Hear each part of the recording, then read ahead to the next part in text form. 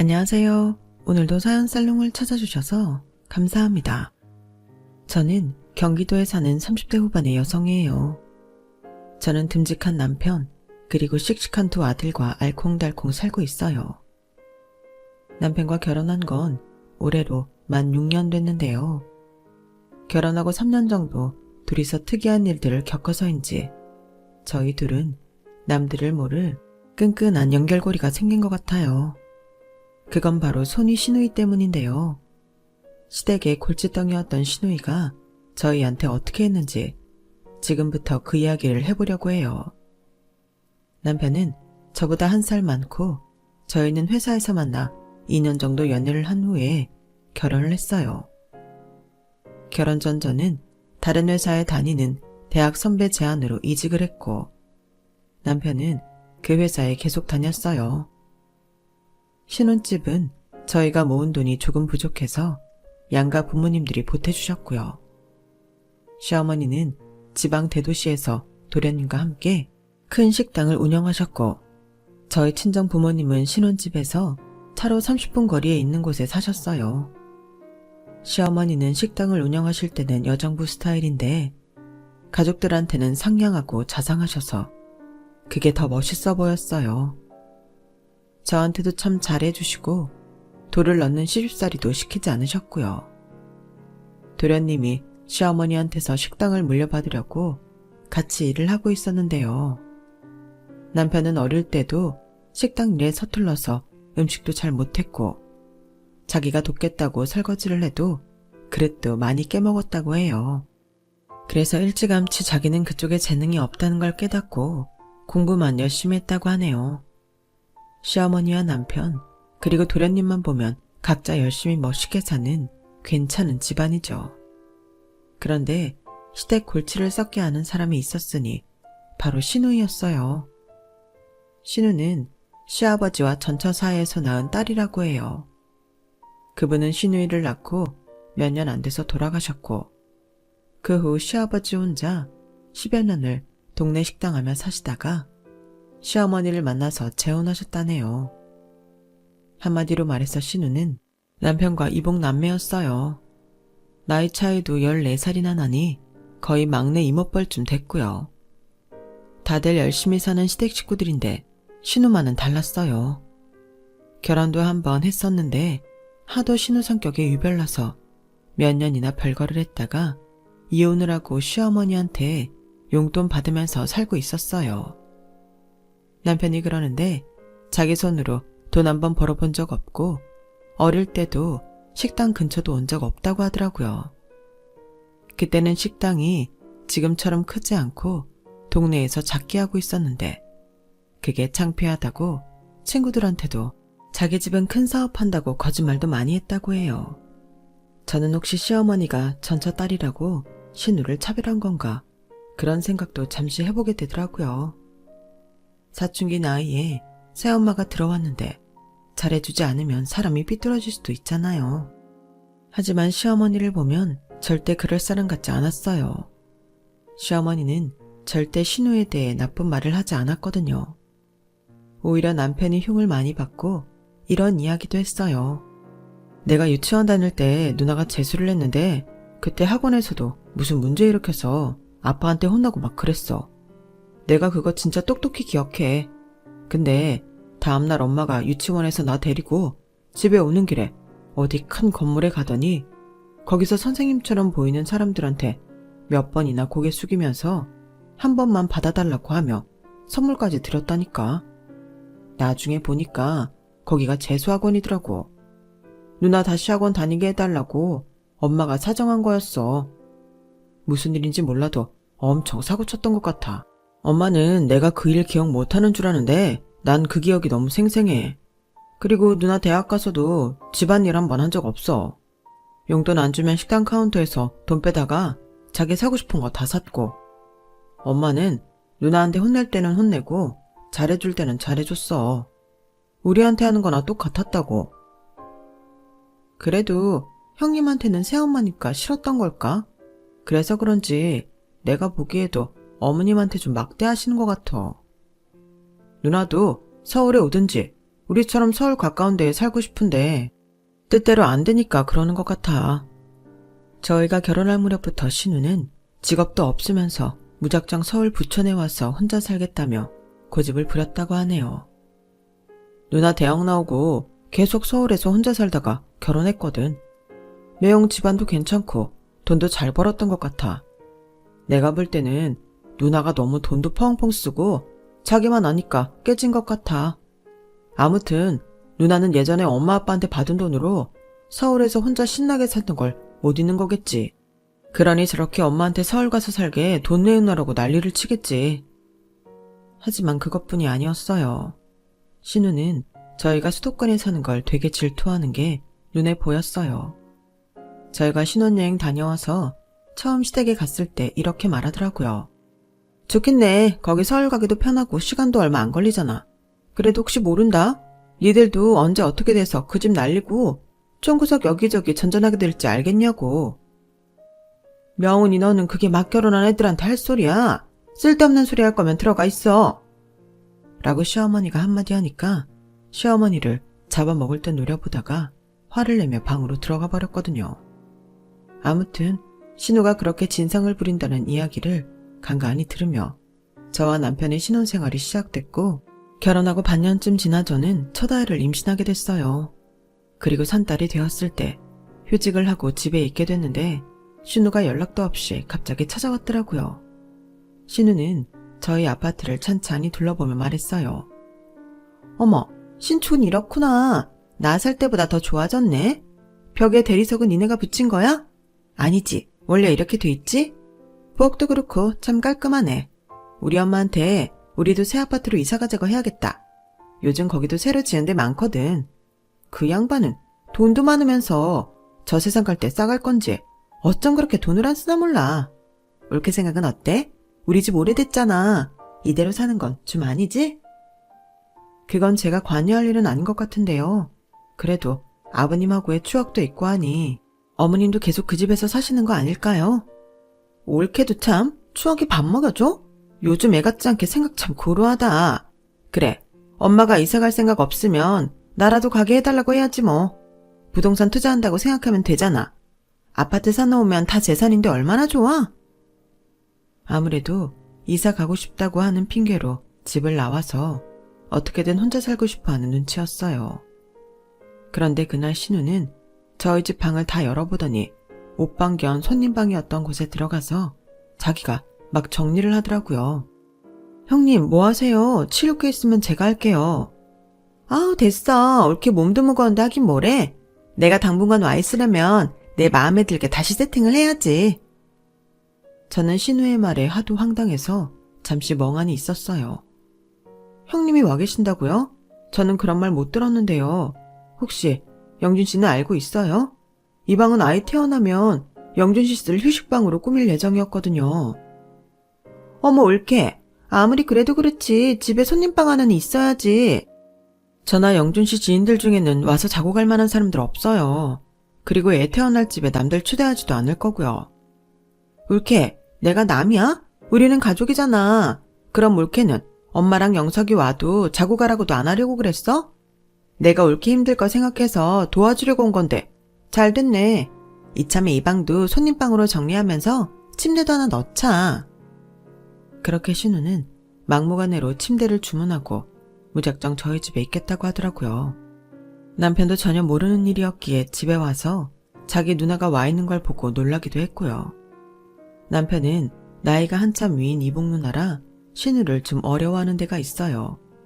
그래서 남편이 시어머니한테 전화를 했죠. 아니, 명훈이 걔 서울 간다더니 니네 집에 간 거야? 대체 무슨 일이라니? 나 좀 바꿔봐라. 하지만 신우는 시어머니 말에도 꿈쩍하지 않았어요. 나 여기서 일자리 찾을 거라니까. 중장년 일자리 찾기 이런 거 있다고. 걱정 마. 내가 옳게 힘든 건 도와주고 몸 풀 때까지 있다가 일자리 정해주면 집 옮길 거니까. 요즘 가게 바쁘다면서 가게나 신경 써. 내가 알아서 할 테니까. 정말이지 남편도 저도 올케를 내쫓을 수도 없고 어쩔 수 없이 함께 있을 수밖에 없었어요. 저는 조심스럽게 신우한테 말했죠. 형님, 제 몸조리는 친정엄마 차로 30분 거리에 사셔서 저 봐주시기로 했어요. 그러니까 신경 안 쓰셔도 돼요. 아니, 올케는 나이 많은 엄마 고생시키고 싶어? 올케는 친정엄마가 편하겠지만 나이도 있으신데 혼자 힘드실 거야. 그럴 때 내가 도와준다니까? 그렇게 자기가 주문한 침대를 들어놓고 아주 자기 집인 것처럼 마음대로 하며 지냈어요. 그리고 제 산후조리요? 아무것도 하지 않았어요. 어쩌다가 잔심부름 조금 하고는 친구 만난다, 일자리 알아본다 그러면서 잔뜩 꾸미고 횡 나가서 밤늦게 들어오길 쓰였고요. 결국에는 아이를 보러 오신 시어머니와 도련님이 억지로 짐을 챙겨서 올케를 붙잡고 집으로 데려갔죠. 신우가 그렇게 저희 집에서 산 게 한 달이 좀 안 되는데요. 그 와중에 어찌나 부지런하게 사람들을 만나고 다녔는지 저희 동네 피트니스에 등록해서 벌써 친해진 사람들도 있더라고요. 저야 회사 다니느라 바빠서 겨우 아파트 입주민 대표나 저희 앞집 그리고 몇몇 분하고만 이야기하는 정도인데 말이에요. 아무튼 신우는 시어머니한테 끌려 집에 가면서도 피트니스 한 달 다 못 채웠다고 아쉬워하더라고요. 다 같이 다음 주에 호캉스도 가기로 했는데 그리고 피트니스 그거 아직 돈 남아서 아까운데? 이거 사, 지금 애 낳고 힘들어하는 새애기 앞에서 그게 할 소리야? 그리고 호캉스? 네가 그럴 돈이 어딨다고 호캉스야. 얼른 집에 가게 앞장서. 새애기한테 그동안 신세진 거 미안하다고 하고. 아니, 내가 남의 집 온 것도 아닌데 미안하긴 뭐가 미안해. 엄마는 은근히 사람 이런 식으로 무안하게 만들더라. 내가 친딸 아니니까 올케한테도 남처럼 말하는 거야? 으휴, 우리가 가족으로 산 게 얼만데 아직도 그런 소리야? 아무리 한 가족이어도 서로 예의라는 게 있는 거야. 그리고 영준이는 자기 가정을 꾸렸어. 그러면 엄연히 남의 집이지? 아, 몰라. 그딴 소리 할 거면 나도 서울에 집 사달라고. 그렇게 억지를 부리는 신우 앞에서 남편도 도련님도 그저 한숨만 쉬었어요. 아무튼 시어머니 덕분에 저는 신우한테서 자유를 얻었죠. 말이 저를 봐준다는 거였지 제가 신우 때문에 신경 쓸 게 훨씬 더 많았거든요. 밥이며 반찬이며 입맛에 안 맞을까봐 신경 써야 했고 친정엄마도 신우 때문에 한 끼의 상을 2번씩 차린 적도 있어요. 그러니 저희는 모두 신우가 가면서 다들 한숨 돌리게 됐죠. 한번 내려간 신우는 다시 쉽게 저희 집에 오지는 못했어요. KTX를 타고도 몇 시간 걸리는 거리였거든요. 그럼에도 아이 100일 됐을 때 양쪽 집안이 모여서 축하잔치 때 오더니만 또한 며칠을 있다 가더라고요. 그때부터 다시 한 달에 한 번씩 와서 기본으로 이틀 정도는 저희 집에서 짐만 풀어놓고 잠만 자고는 친구들 만나러 간다며 나가더라고요. 그러면서 저한테는 이렇게 말했어요. 올케, 나 지금 이렇게 다니는 거 취업하려고 강의 들으러 다니는 거야. 엄마한테 내가 우리 조카 봐주기도 하고 공부도 한다고 했으니까 혹시 엄마가 전화해서 물어보면 올케도 그렇게 말해줘야 돼. 알았지? 내가 우리 조카님 맛있는 거 사가지고 올게. 아니, 100일 된 애가 밖에서 파는 걸 뭘 먹는다고 사온다는 건지 좀 어이없긴 했지만 그래도 취업을 위해서 공부하러 다닌다니 이제 정신을 차렸나 싶기도 하고 다행이라는 생각이 들더라고요. 그날 시어머니는 저한테 전화해서 혹시 신우가 저희 집에 오지 않았는지 물어보셨어요. 형님 여기서 취업 때문에 학원 다니신대요. 지금도 공부하러 나가셨고요. 그러자 시어머니가 깊은 한숨을 내쉬는 게 핸드폰으로도 들리더라고요. 제발 그랬으면 좋겠는데 이번에는 또 무슨 꿍꿍인지? 알았다. 너한테 미안한 게 많구나. 명훈이한테 너무 맞추려고 하지 말고 명훈이는 명훈이대로 지 알아서 챙겨 먹고 다니게 놔둬. 빨래도 자기 거는 자기가 하라고 하고 너는 준서 보기만도 바빠. 체력도 모자라고. 너나 잘 챙겨 먹고 건강히 있어야 한다. 네 어머니 걱정 마세요. 그리고 저 괜찮아요. 가만 보니 시어머니한테 말도 안 하고 올라온 것 같은데 정말 취업 때문에 온 거면 말 못할 이유도 없을 텐데 이상하기는 하더라고요. 그래도 속사정을 알 수 없으니 저야 가만히 있을 수밖에 없었죠. 아무튼 신우는 그런 식으로 몇 달 동안이나 저희 집을 들락거렸어요. 한 번은 신우가 자기는 정말 서울이나 저희 집 근처에서 살고 싶다며 아주 푸념을 하더라고요. 신우는 시어머니가 하는 식당을 할 생각도 없었고 그런 일이 자기한테 맞지도 않는다고 했어요. 그리고 자기는 그렇게 지방에 처박혀 있을 사람이 아니라며 어떻게든 올라오고 싶다고 저희를 많이 부러워하더라고요. 형님, 그럼 지금 공부하고 계신 걸로 서울에 취업하세요. 그러면 어머님도 형님 서울에 사실 집 마련해주지 않겠어요? 아, 뭐 그거야 그렇지. 근데 그 취업이 어디 쉬워? 보아하니 일자리를 좀 알아본 모양인데 잘 안 된 것 같더라고요. 신우는 그 후에도 아이를 봐준다며 핑계를 대고 저희 집에 이틀이고 사흘이고 있다가 가고는 했는데요. 한 번도 저희 아이 형식적으로라도 안아준 적도 없네요. 예쁘다고 한 적도 없고요. 아무리 이복남매라고 하지만 그래도 친조카인데 말로는 한 가족이라면서 어쩜 그런지 저는 대신 많이 서운했어요. 그런데다가 술을 잔뜩 마시고 오면 남편을 붙들고 말을 많이 했죠. 남편은 피곤해서 어쩔 줄 모르면서도 별 수 없이 들어줬고요. 난 왜 서울에서 못 사는 거야? 나도 서울에서 살고 싶다고. 엄마 너무하지 않냐? 왜 날 자기 옆에 붙잡아 두는 건데? 뭐 하나 내 마음대로 하지를 못하잖아. 그러니 내가 이렇게라도 올라와서 숨통 좀 트이고 가는 건데 그게 못마땅해? 영준이 너 그러는 거 아니야. 내가 얼마나 힘들지 생각해 봐야지. 엄마 입장에서는 누나가 쓸데없는데 돈을 많이 쓰니까 그렇지. 누나 예전에 이혼하고 서울에서 혼자 살 때 카드비 때문에 난리도 아니었잖아. 누나도 엄마한테 신용이 있어야 혼자 나와서 산다고 해도 그걸 뭐라고 안 하지. 야, 됐어. 너도 엄마랑 똑같아. 나 말이야. 니네 집에서 애 봐주면서 있으면 돈 줄래? 그럼 나 안 내려가도 되고 여기 있으면서 서울에 친구도 만나러 다니고 돈도 생기고 좋잖아.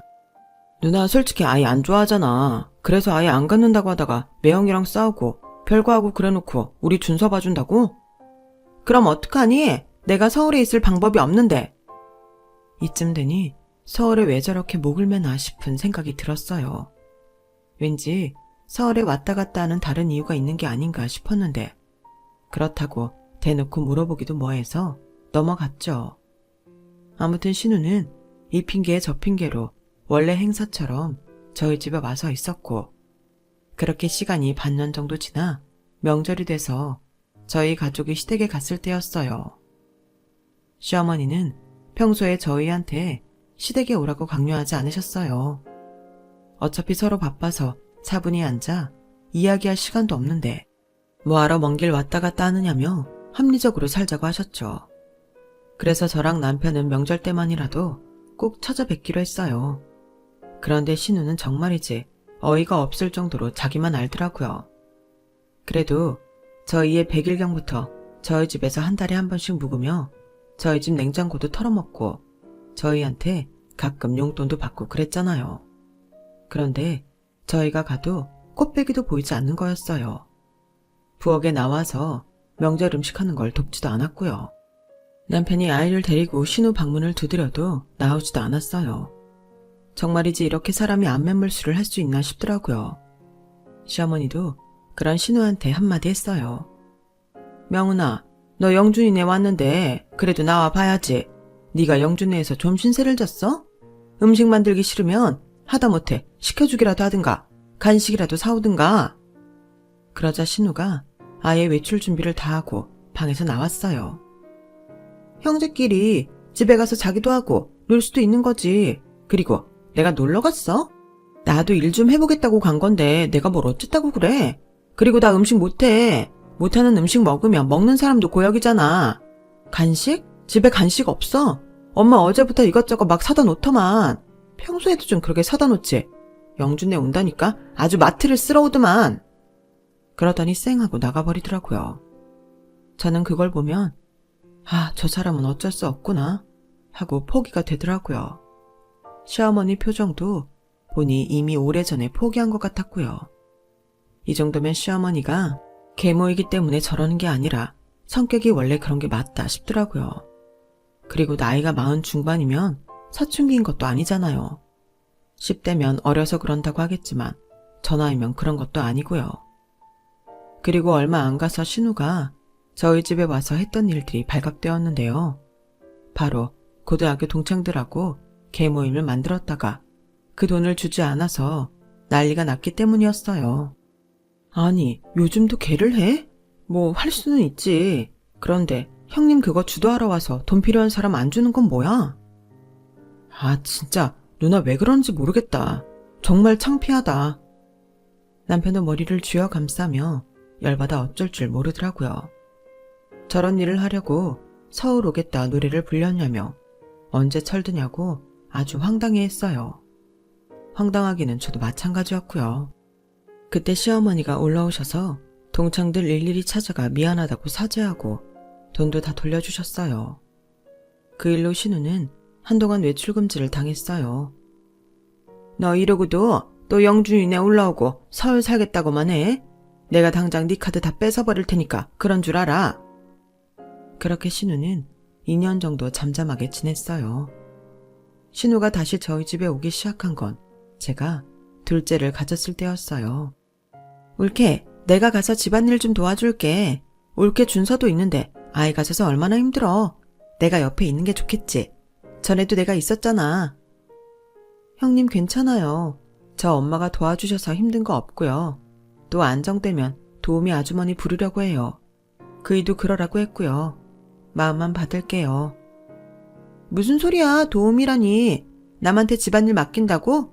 설마 니 준서도 도우미한테 맡기려는 건 아니지? 애들 남의 손타기 하는 거 아니야. 내가 갈게. 도우미 줄 돈 나한테 줘. 그럼 되잖아. 큰애 가졌을 때 와서 아무것도 한 게 없으면서 저러는 걸 보니 또 뭔가 건수가 생겼나 싶었어요. 형님, 지금은 괜찮아요. 정말이에요. 혹시 나중에라도 불편한 점 있으면 그때 부탁드릴게요. 어머, 고모가 조카 좀 보러 가겠다는데 뭘 그렇게 딱 잘라. 혹시 내가 전에 개모임 좀 잘못했다고 나 피하는 거야? 그거 내 잘못만도 아니야. 그년들이 사람 말 잘못 알아듣고 돈 타갈 기한도 아닌데 내놓으라고 난리친 거지. 그것도 거짓말이었어요.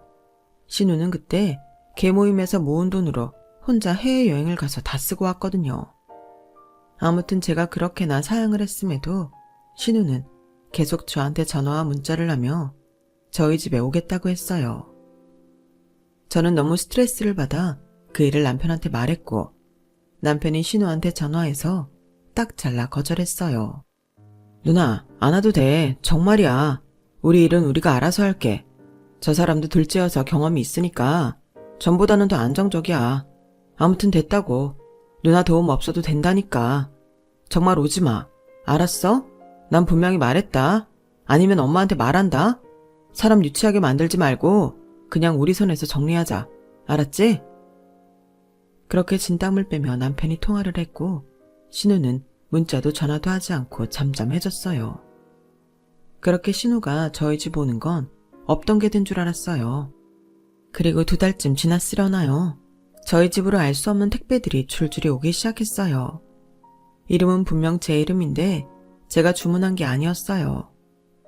저 땡땡몰이죠? 제가 주문한 게 아닌데 물건이 왔어요. 김성은 씨 아니세요? 경기도 땡땡씨. 맞긴 한데 제가 주문 안 한 건데요.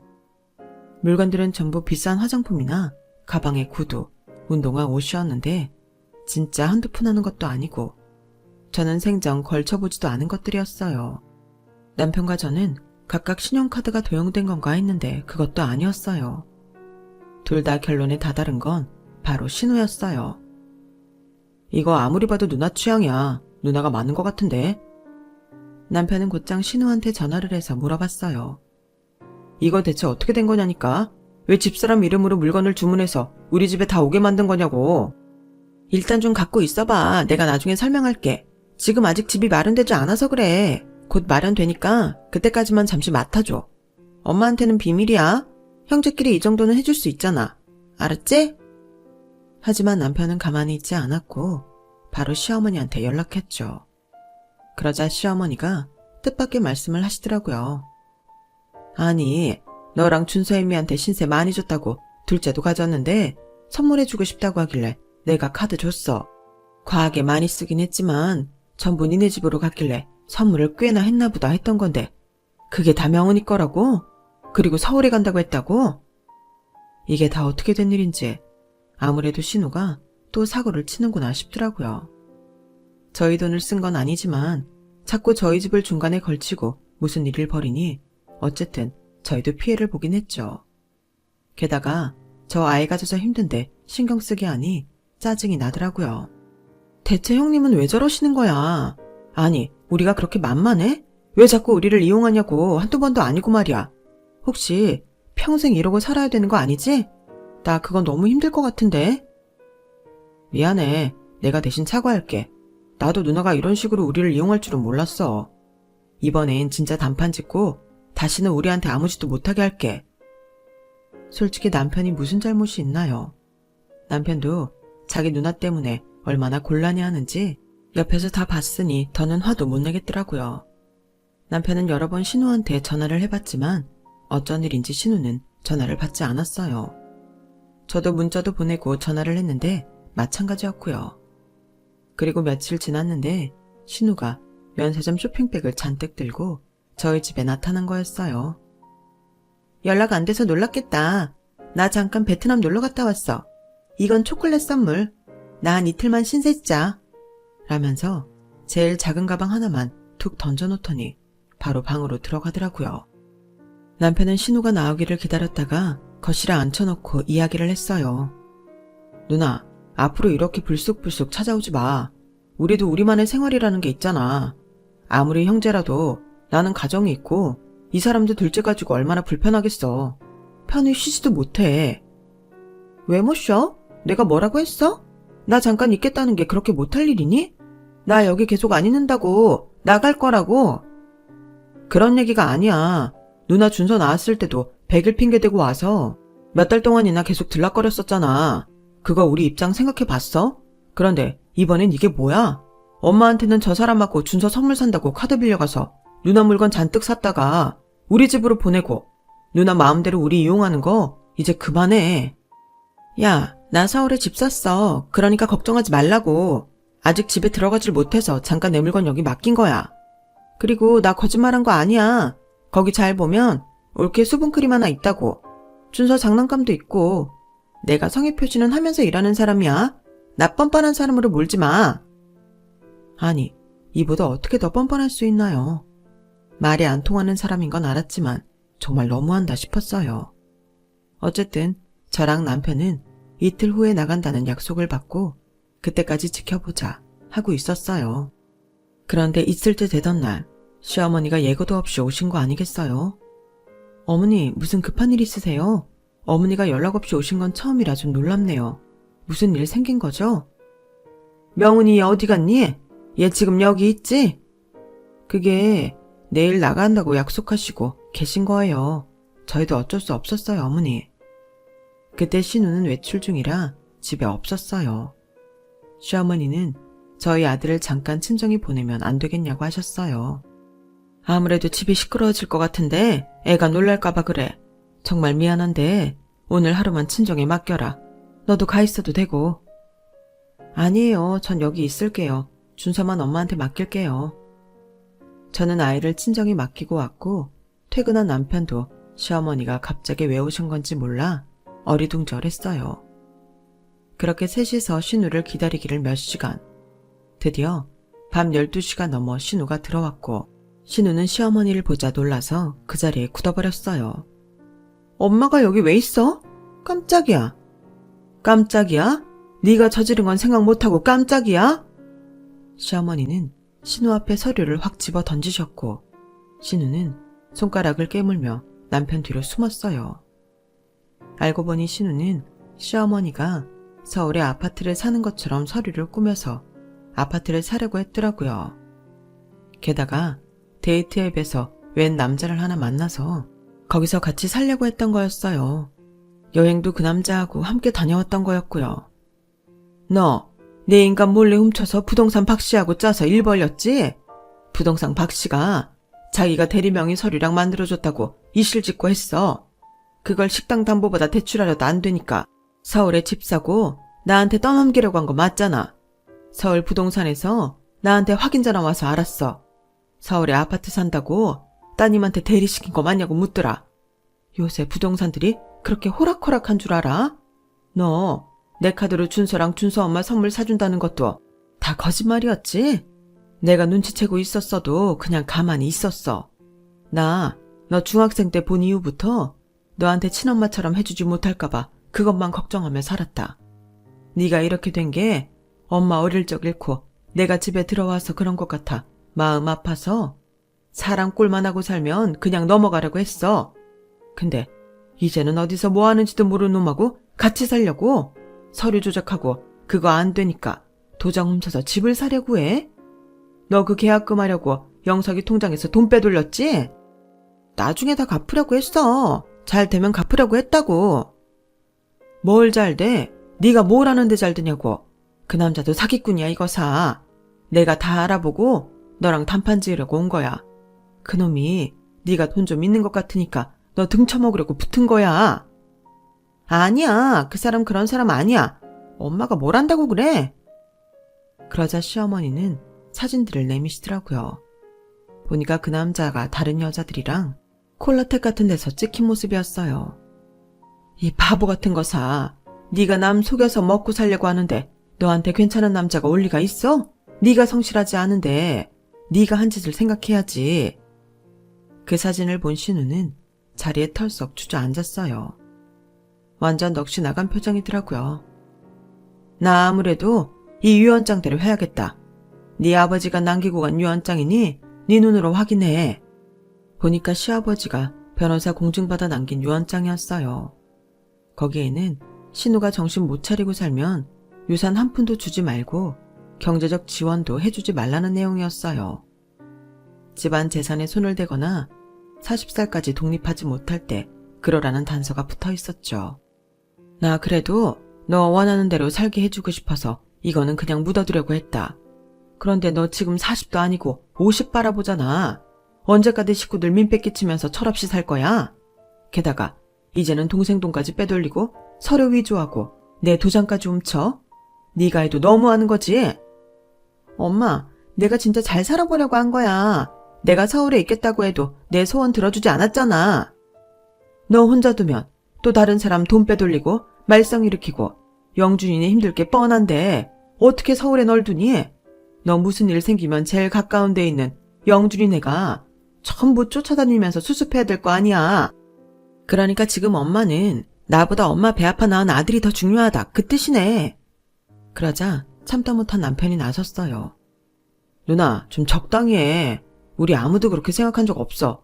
누나가 나 고등학교 때 무슨 연수 간다고 속이고 유럽 가서 한 달 내내 놀다가 카드 한도 다 써서 거기서 잡혀있고 엄마가 수습하러 간 적 있잖아. 그때 엄마가 누나 유럽 보내려고 나랑 영석이 학원비 한 달 다 밀려 있었다고. 엄마가 뭘 차별을 했다는 거야? 정신 좀 차려. 혼자서 그런 피해 망상에 사로잡혀 있지 말고. 신우는 사면 초과가 돼서 더 이상 빠져나가지 못할 걸 알자 눈물을 뚝뚝 흘리며 울기 시작하더라고요. 나 진짜 그 남자 믿었단 말이야. 돈 잘 번다는데 지금 미국에 재산이 묶여 있어서 못 가져오니까 집만 먼저 마련해서 살자고. 자기가 투자한 거 이익금 받으면 바로 다 해결된다고 했단 말이야. 정말 한숨만 나오더라고요. 세상에 저런 말을 믿다니 이건 순진한 건지 철이 없는 건지 분간을 못하겠더군요. 시어머니는 신우가 제 이름으로 사들인 명품들 다 반품하라고 하셨고 그 자리에서 신용카드도 다 뺏어버렸어요. 너 지금까지 준서 애미애비한테 민폐 끼친 거 사과해 지금 당장. 아니면 너 집에도 안 들이고 내 쫓아버릴 거니까. 내가 미안했어 영준아. 옳게 불편하게 해서 미안해. 아주 나오지 않는 사과를 짜내는 게 보였지만 어떻게든 집에서 쫓겨나는 건 싫어서 미안하다고 하는 걸 보니 왜 저러고 살까 싶고 한심해 보이기까지 했어요. 너 그 아파트 위약금 네가 물어. 네가 이래서 물어야 돼? 이 유언장 봤지? 네 유산은 한 푼도 없어. 내가 그동안 정을 봐서 집에서 내치지는 않을 거야. 근데 네가 네 앞가리만 하면 바로 쫓아낼 테니까 그런 줄 알아. 엄마, 그건 아니지. 솔직히 이 유언장 가짜인지 어떻게 알아? 그래? 그럼 네가 김 변호사님한테 가서 물어봐. 아빠랑 친구였으니까 누구보다 잘 알 거다. 이 유언장 만드는 거 도와주신 게 김 변호사님이야. 그러자 신우는 이제 자기 어떻게 하냐며 통곡을 하더라고요. 급기야 시어머니 바지가랑이를 붙잡고서 난리였어요. 나 어디서 일해본 적 없잖아. 내가 지금 어디 가서 뭘 해? 왜 없어? 마트에서 캐셔를 하든 식당에서 설거지를 하든 알아서 해. 너 우리 식당은 창피하다고 했잖아. 다른 식당 가서 설거지를 하든가. 우리 식당 이제 엄청 크고 그 동네 맛집인데 창피하긴 뭐가 창피해. 어디 갈 거면 우리 식당 가는 게 낫지. 네가 내 딸이고 직원들이 다 하는데 네가 설거지하고 있으면 직원들이 얼마나 불편하겠어? 다른 데 알아봐. 그럼 나 다른 일 하면 되잖아. 네가 할 줄 아는 게 뭐 있는데? 네 말대로 너 식당에서 돌아가는 거 아무것도 모르잖아. 난 그렇게 모르는 직원 홀에도 카운터에도 둘 수 없으니까 다른 데 알아봐. 어머니의 추상 같은 모습에 신우는 울기만 하더라고요. 여장부인 시어머니가 그동안 얼마나 참고 신우를 봐줬는지 그것만 봐도 알 수 있겠더라고요. 제가 신혼 초에 시어머니가 계모라서 사춘기 때 상처 입어 신우가 저런다고 잠시 생각했던 게 죄송할 정도였어요. 남편도 더는 아무 말 하지 않았고 저 보기 민망한지 조그맣게 입모양으로 미안하다고만 하더라고요. 그런데 이게 어떻게 남편이 미안할 일인가요? 그 누구의 잘못도 아니고 신우가 정신 못 차린 게 문제죠. 신우는 밤새 울더니 아침에 시어머니한테 떠밀려서 명품 쇼핑백들을 전부 가지고 나가서 반품을 했어요. 시어머니가 뒤에 따라다니며 하나하나 체크한 것 같더라고요. 그리고 아파트 위약금 물겠다는 각서를 시어머니가 대신 써주고서 매달 얼마씩 보내기로 한 것 같아요. 그 부동산에서 시어머니 신용을 보고 해준 일인 듯 했어요. 그 후 신우는 시어머니가 말씀하셨던 것처럼 신용카드 다 뺏기고 마트에서 캐셔 일을 한다고 들었어요. 저야 애도 가졌고 당분간 회사도 더 다녀야 하니 신우가 어떻게 지내는지 제대로 알지 못하며 지나갔는데 이따금 안부 전화하는 도련님이 한마디씩 해줘서 들었죠. 그리고 제가 애를 낳아 시어머니 생신에 못 가봤을 때 남편 혼자 시댁에 다녀왔거든요. 그때 신우를 보고 온 남편이 이러더라고요. 누나가 카드 돌려받으려고 맨날 엄마한테 빌더라고. 근데 엄마 이번에 마트에서 일하면서 위약금 다 안 갚으면 집에서도 내보낸다고 아주 단단히 결심하셨어. 엄마 한번 굳게 마음먹으면 아무도 못 말리거든. 신우는 어쩌다 한 번씩 저한테 전화를 해서 돈 좀 보내달라고 했지만 시어머니가 저한테도 절대 돈 주지 말라고 하셨기 때문에 좀 불쌍할 때도 있었지만 참고 보내주지 않았어요. 저도 시어머니 그런 모습 보니 좀 무섭더라고요. 아무튼 그때 신우는 열심히 3년간 일해서 위약금을 갚았고 시어머니한테도 손이 발이 되도록 빌어서 겨우 식당에서 홀 서비스를 하게 되었어요. 시어머니는 직원들한테도 사장 딸이라고 봐주지 말고 제대로 교육시키라고 했다더라고요. 그럼에도 신우는 여전히 돈이 조금 생기면 명품 하나씩 사드리곤 하던데 습관은 어쩔 수 없나 봐요. 또 자기가 쓰던 게 있으니 그게 어떻게 바뀌겠어요. 아무튼 신우가 아주 정신을 차린 건 아니지만 적어도 저희를 이용해 먹지는 않아서 그것만도 다행이라고 생각하고 있어요. 신우는 여전히 혼자 살고 있고 아직도 돈 많은 남자가 자기를 데려가길 바라는 철없는 모습을 보이고 있고요. 제 이야기는 여기까지예요. 답 없는 신우 이야기 어떻게 들으셨는지 모르겠네요. 그래서 정신 차리고 자기 인생 열심히 살아야 하는가 봅니다. 들어주신 분들 모두 감사해요. 항상 건강하세요. 여러분, 사연 댓글에 응원과 현명한 조언 부탁드려요. 좋아요와 구독은 저에게 큰 힘이 됩니다. 오늘도 좋은 일 가득하세요.